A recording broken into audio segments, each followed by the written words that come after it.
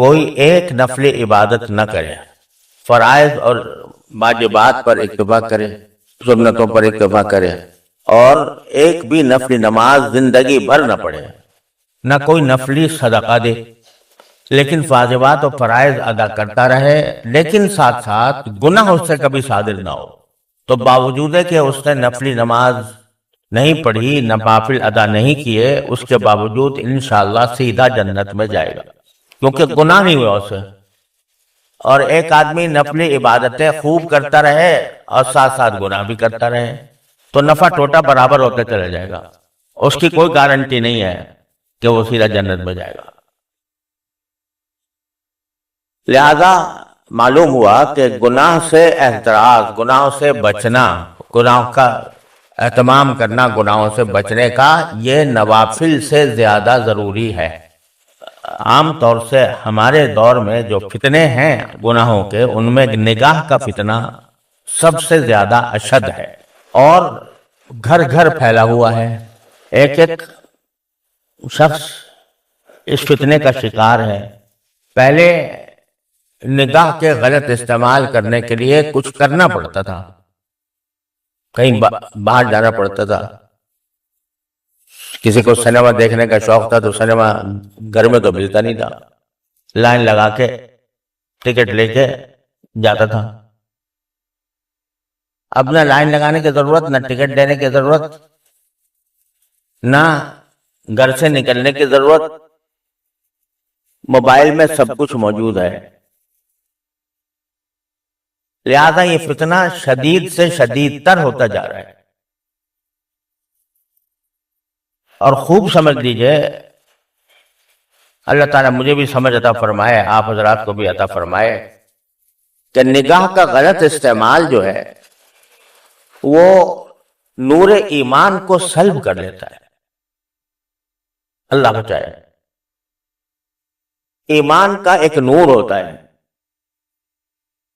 عمل صالح کا ایک نور ہوتا ہے، اللہ جل جلالہ کے قرب کا ایک نور ہوتا ہے، اور نبی کریم سرور عالم صلی اللہ علیہ وسلم نے دعا مانگی ہے اس نور کی۔ صبح کو فجر کی نماز کو جاتے ہوئے جو آپ دعا فرماتے تھے وہ اللہم اجعل فی قلبی نورا وفی بصری نورا وفی سمعی نورا وفی لسانی نورا وعن یمینی نورا وعن شمالی نورا ومن فوقی نورا ومن تحتی نورا۔ کوئی چیز چھوڑی نہیں جس میں نور نہ مانگا ہو۔ یا اللہ مجھے میرے دل میں نور دے دے، میرے آنکھوں میں نور دے دے، مجھے میرے کانوں میں نور دے دے، میرے بصر میں نور دے دے، میرے دائیں نور دے دے، میرے بائیں نور دے دے، میرے آگے نور دے دے، میرے پیچھے نور دے دے، میرے اوپر نور دے دے، میرے نیچے نور دے دے، میری زبان میں نور دے دے، اور نور میرا بڑھاتے ہی چلے جائیے، وَعَظِمْ لِي نُورًا، اور یہاں تک کہ یہ کہہ رہے وَجْعَلْنِي نُورًا، مجھے ہی نور بنا دیجئے۔ کیا ہے یہ نور مانگ رہے ہیں نبی کریم صلی اللہ علیہ وسلم۔ یہ کاہے کا نور؟ ایمان کا نور، تصدیق کا نور، قرب الہی کا نور، تعلق مع اللہ کا نور۔ یہ نور ایمان کے اندر، ہر صاحب ایمان کے اندر ہونا چاہیے۔ اس لیے صبح صبح رسول کریم صلی اللہ علیہ وسلم یہ دعا مانگتے ہیں کہ مجھے دے دیجئے۔ اب یہ نور جو ہے نا، یہ تو گناہ کے ساتھ جمع نہیں ہوتا۔ گناہ بھی کرتا رہے آدمی اور نور بھی ملتا رہے ایمان کا، یہ مشکل ہے۔ حضرت امام شافعی کا کہ شعر مشہور ہے کہ کسی نے، شاگرد نے کسی استاد سے کہا، خود امام شافعی نے اپنے استاد بکی ابن جراح رحمۃ اللہ علیہ سے، امام شافعی کے استاد ہیں بکی ابن جراح، اور وہ امام ابو حنیفہ کے شاگرد ہیں، تو ان سے کہا کہ مجھے کچھ حافظے کی تقویت کا کوئی ذریعہ بتا دیجئے، کیونکہ مجھے بہت باتیں پڑھتا ہوں یاد نہیں رہتی۔ تو کہتے ہیں خود امام شافعی شعر میں کہ شکوت الی بقیع سوء حفظی فاوصانی الی ترک المعاصی، جب میں نے کہا میرا حافظہ کمزور ہے تو حضرت وکیع نے جواب میں کہا کہ گناہ چھوڑ دو تو حافظہ کبھی ہو جائے گا. کیوں؟ فإن العلم نور من الہ ونور اللہ لا یعطی لعاصی، کیونکہ علم جو ہے یہ اللہ کی طرف سے ایک نور ہے اور یہ اللہ کا نور کسی نافرمان کو نہیں دیا جاتا.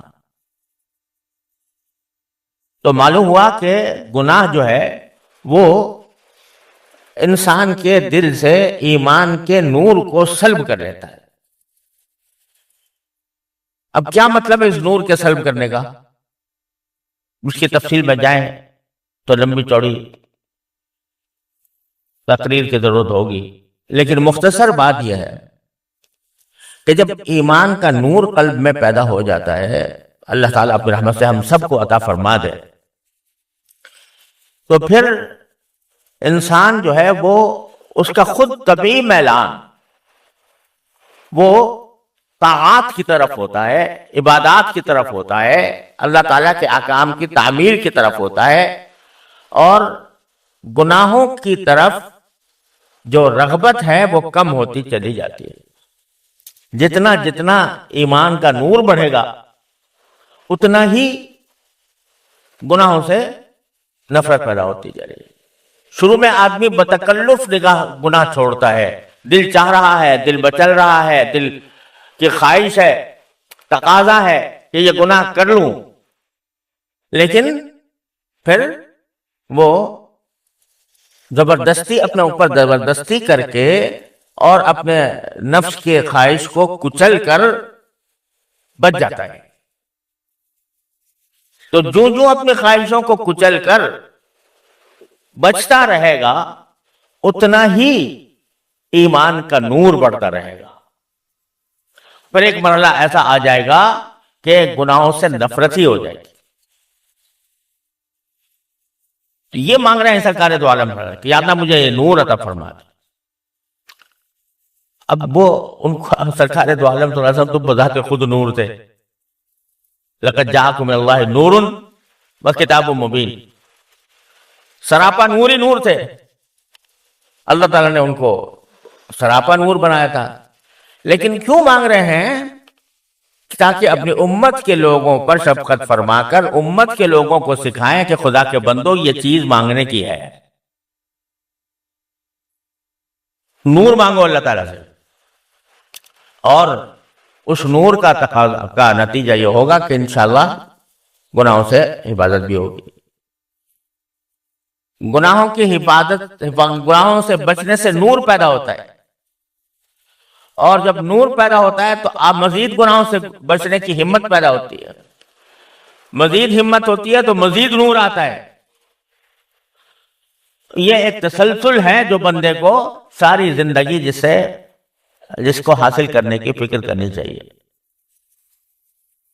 تو میں عرض یہ کر رہا تھا کہ نگاہ کے غلط استعمال سے کیا ہوتا ہے کہ یہ نور ایمان جو اللہ تبارک و تعالیٰ نے عطا فرمایا بندے کو، اس سے محرومی ہو جاتی. یہ آنکھ کا نور ہے نا جس سے دیکھ رہے ہو، یہ آنکھ ہی کا تو نور ہے نا. کس کا عطا کیا ہوا ہے؟ اللہ تعالیٰ کے سوا کون ہے جس نے یہ دے دیا؟ مفت دے دیا، بے مانگے دے دیا، کوئی قیمت وصول نہیں کی. ساری زندگی تم اس کو استعمال کر رہے ہو، اور اتنی نازک مشین دے دی ہے کہ اس کے کل پرزوں کا اور اس کے رگ پٹھوں کا کسی کو پتہ نہیں ہے. ایک ہمارے دوست ہیں جو اللہ تعالیٰ ان کو شفائے کامل عطا فرمائے، وہ آج کل بیمار ہیں، آنکھوں کے امراض کے اسپیشلسٹ ہیں. انہوں نے مجھے بتایا کہ صرف آنکھ کے اندر 11 قسم کے اسپیشلائزیشن ہیں.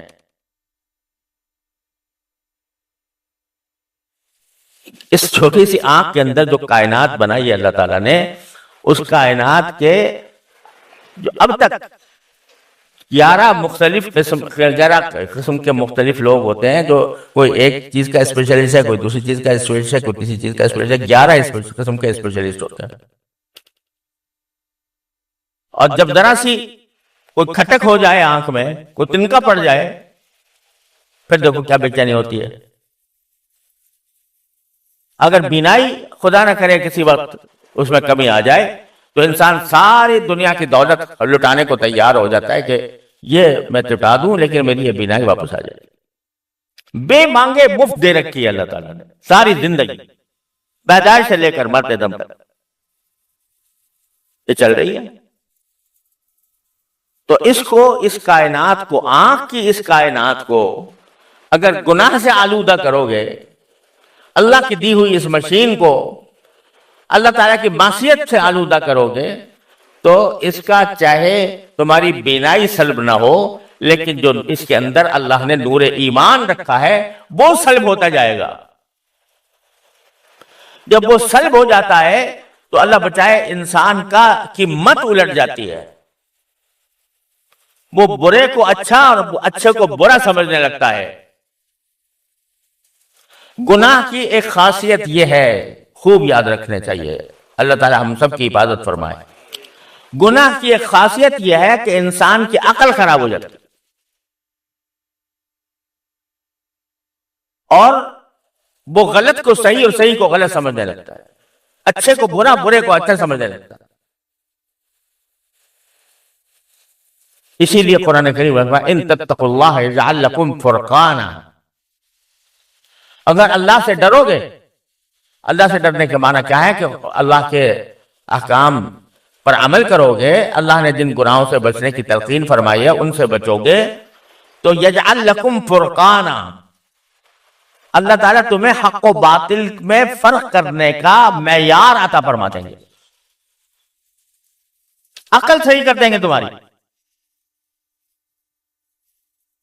اللہ بچائے جب عقل الٹتی ہے تو کوئی انتہا نہیں ہے اس کی.